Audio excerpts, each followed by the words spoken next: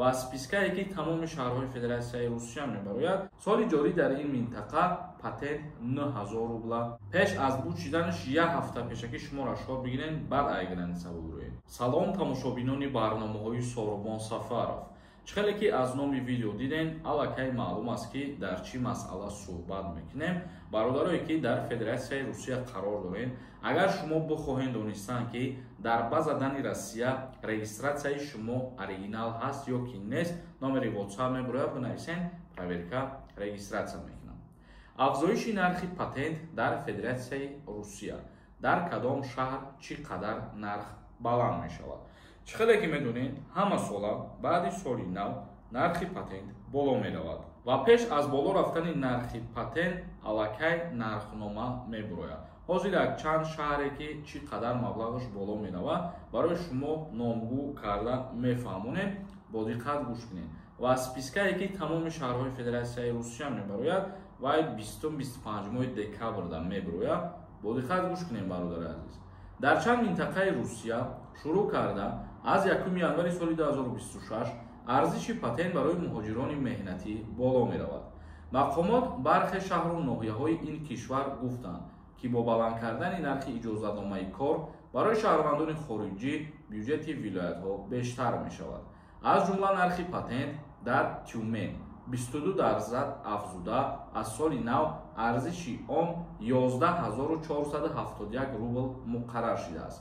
соли ҷорӣ дар ин минтақа патент 9000 рубла дар бар мегирифт. дар минтақаи Камчатка низ нархи патент барои муҳоҷирони меҳнатӣ аз 9000 ба 13000 рубл боло меравад. дар ин хусус қонуни дахлдор вакилони маҷлиси қонунгузории вилоят қабул гардид. маблағи пардохти моҳона барои дарёфти иҷозатномаи кор дар Иркутск аз 1 январ баробар мешавад ба 12000 рубл. дар Санкт-Петербург ва вилояти Ленинград низ нархи кор барои муҳоҷирони меҳнатӣ аз 6000 ба 8000 рубл боло бурда мешавад. мақомоти ин вилоятҳо дар хусуси баланд бардоштани нархи патент тасмими муштарак гирифтаанд. яъне ки айни ҳол мо дар бораи анами шаҳрҳое гап задем ки барои шумо номгӯ карда фаҳмондем. яке аз шаҳрҳое ки муҳоҷирони меҳнатии тоҷик бисёр кору фаъолият мекунанд ин Питер мебошад ва барои шумо гуфтем. ва дуюмин шаҳре ки муҳоҷирони меҳнатии тоҷик зиёд мебошад дар он ҷо ин Москва, вале мутаассифона дар инҷа нархномаи Москва ҳозир баромадагӣ нест. видеоҳои моро пайгирӣ кунед, худованд хоста бошад, нархномаи Москва ки биромад, Подмосковӣ ки биромад, боз видео мекунем ба маълумоти шумо мерасонем. аз шумо фақат пайгирӣ кардани видеоҳои мо. комментарияҳои шуморо мехонем камтар ва ба саволотон ҷавоб мегардонем. кадом нафари шумо мехоҳед доруҳои гиёҳӣ заказ кунед? марҳамат, видеоро тамошо кунед. инчунин доруҳои гиёҳӣ барои простатит, доруҳо барои қадро баланд кардан, барои мӯи сар ва риш баровардан, барои фарбе ё хароб шудан. боварӣ надоред, худи ҳозир дар рақамҳои рӯи экран дар тамос бошед. шифофармо дар хизмати шумо. як нафар нависонда патента наспорид ва 3 рӯз баъд аз халос шуданаш Тоҷикистон равид дар аэропорт, ё ин ки омаданда ягон гап шуданаш мумкин аст вез маҳкам мекунанд ё ин ки не.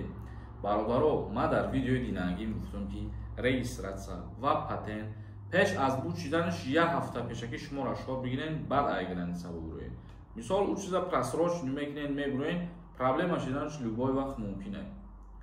як нафари дигар нависондае ки раҳмати калон акаи Сорубон, хело миннатдор. аллоҳ нигаҳбонатон боша ҳамеша. шуморо ҳам худованд нигаҳбон боша. худованд ҳамаи моро тани сиҳат, умри дароз насиб кунад ки мо доим дар хизмати халқ бошем, каме ҳам боша фоидамон бирасад. дуоҳои нек не дар ҳаққи мо. ҷураев нависондае: салому алайкум, нашоти депорто амнистия нашидае? як ответ медодем. не, мутаассифона дар бораи депортатсияҳо ҳеҷ гап нест. амиршоев нависондае: салому алайкум акаи Сорубон, аз алатая корона айди 100 000 зиёд бигирӣ. вақти рафтан ба Тоҷикистон аэропорта гузаштанӣ мемонанд ё ки не акаҷон?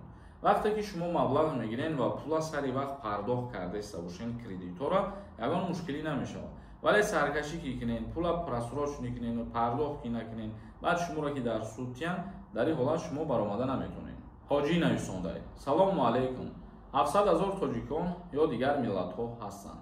дар реестр 700,000 рӯйхада тамоми миллатҳо ҳастанд. мисол узбек аст дар уҷа, тоҷик аст, касе ки нарушение кардагие, мақсад номуш дар реестр ғалтидагие. Хуршед Носиров нависонад: салому алейкум акаи Сорбон. Ман 98 таваллудум. Неки 10 октябр зодрӯз доштум. 27 шиду мара мебарам хизмат. 27 шида бошӣ, дигар намебарам. Озод ҳастӣ. Қирғизов нависонад: салому алейкум акаи Сорбон. Да кӯдак дошта бошӣ, неки дар военкомат коғаз супоридагӣ нест. Тоҷикистон бурава гам наметана аэропорт. дар бораи даъваткунӣ ба хизмати ҳарбӣ гуфтаиста бошӣ. Агар ман бодоирам ки шуморо ба комиссарияти ҳарбӣ даъват кардан, шумо ҳамон шаҳодатномаҳои таваллуди кӯдакотона пешниҳод мекунед. Нафарое ки соҳиби ду фарзанданд ба хизмат даъват намешаванд.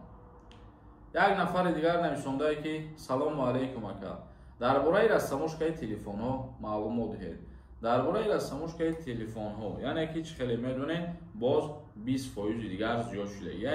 ҳар як телефоне ки нархномаи худаш қатъи муқаррар шудагие, мақсади гап ҳамон 20% растамошкашон боло рафтагие.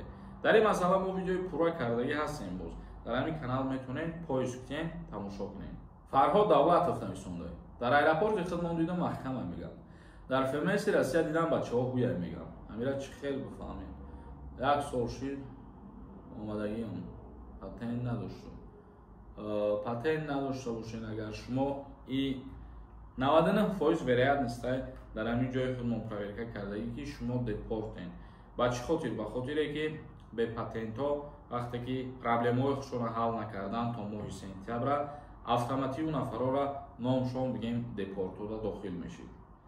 як нафари дигар нависонда: ака чанд бошид менависим, ответ наметӣ. кай буд мешава аблава? то 30 ноябр тамом мешава. 27 ноябр бо қарор мебурая ва ба анҷом мерасад. Рамазон нависонда: салом акаи Сорбон. дар Питер нестай ҳиҷома. ҳамун одамое ки ҳастай зангшон бизанед, худшон мегӯянд ки мумкин бошад. Зарина нависонда: салом додарам. фақат ман барои депорт менависам. ҳамира ҳатман биёбед ки депортора атменид мекарда бошам. яъне кушода шидани депортора дар назар дошта бошед. ҳозирашда дар ин масъала ягон қарору фармон баромадагӣ нестад. тамошобинони азиз ва гиромиқадр, навори имрӯзамона ҷамъбаст мекунем. агар саволҳо бошад, боз дар комментария бинависонед. худо хоҳад мо саволҳоро ҷавоб мегардонем. то барномаҳои дигар, худованд ҳамаи мо шуморо нигаҳбон бошад.